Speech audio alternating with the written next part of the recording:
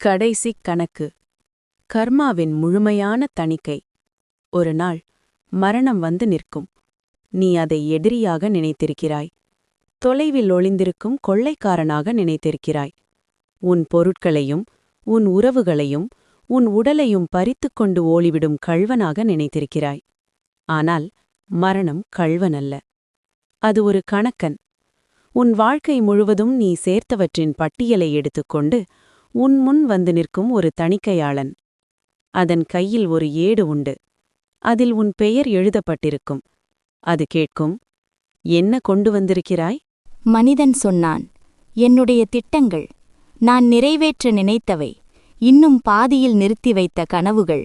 மரணம் சொன்னது, அவை இப்போதைக்கானவை. நேற்று இருந்தன, நாளை மறைந்து போகும். நீ திட்டங்களை சொந்தமாக்கவில்லை. நீ அவற்றின் வழியே பயணித்தாய், அவ்வளவே. மனிதன் சொன்னான், எனது பொருளாதாரம், வருடக்கணக்கில் சேர்த்த செல்வம், வீடு, நிலம், வங்கிக் கணக்குகள். மரணம் சொன்னது, அவை பூமியில் வாழ்வதற்கான கருவிகள். பூமி உனக்கு கடனாக கொடுத்தவை. இப்போது அந்த கடன் திரும்பப் பெறப்படுகிறது. நீ எடுத்துச் செல்வதற்கு ஒரு சாமானும் இல்லை. மனிதன் சொன்னான், என்னுடைய திறமைகள், நான் கற்றுக்கொண்ட கலைகள், எழுத்து, பேச்சு, வணிகம், சமையல், என் கைகளுக்கு தெரிந்த வேலைகள். மரணம் சொன்னது, அவை சூழ்நிலைகளுடன் தொடர்புடையவை. இந்த உடலில், இந்த காலத்தில், இந்த சமூகத்தில் நீ அவற்றை கற்றுக்கொண்டாய். வேறொரு பிறவியில், வேறொரு உடலில், வேறு திறமைகள் வந்து சேரும். திறமை என்பது நீ அல்ல, அது நீ அணிந்திருந்த ஆடை. மனிதன் சொன்னான், என் மனைவி, என் மக்கள், என் உறவினர்கள், அவர்களை என்னால் விட்டுச் செல்ல முடியுமா?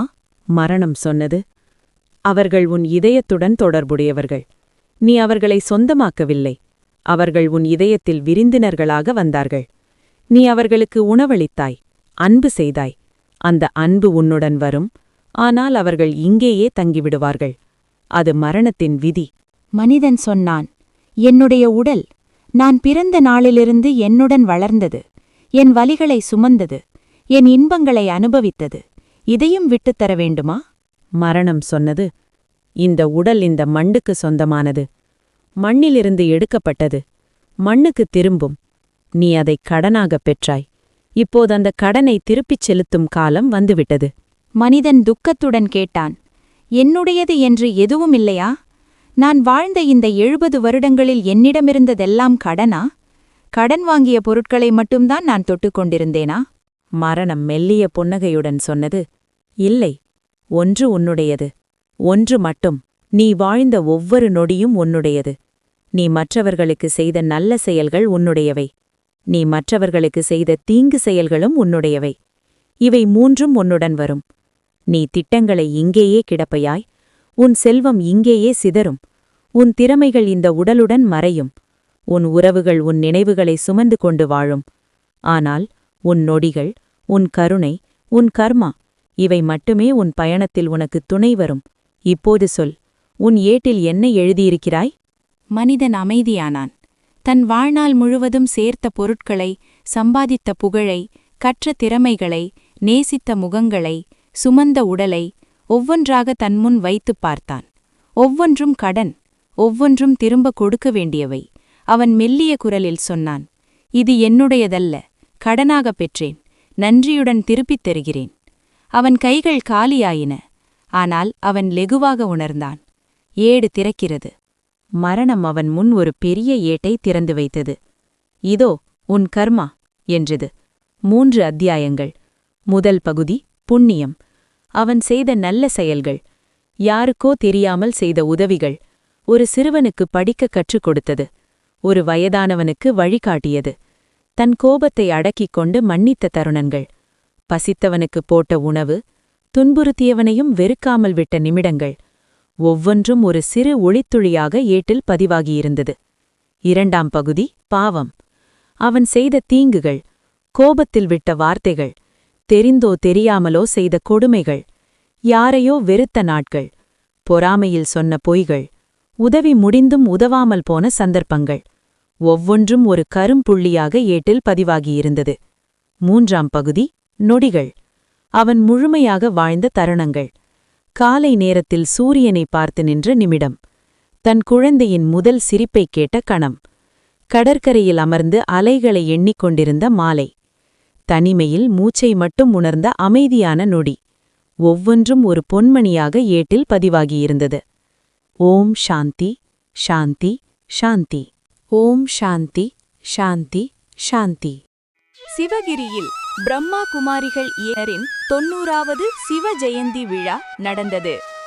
சிவனும் நானும் என்ற தலைப்பில் கடந்த 6 மாத காலமாக பிரம்மா குமாரிகள் இயக்கத்தின் தியான மையங்களில் தினசரி 6 மணி நேரம் வீதம் மொத்தம் 1008 மணி நேரம் தியானம் அனுசரிக்கப்பட்டது.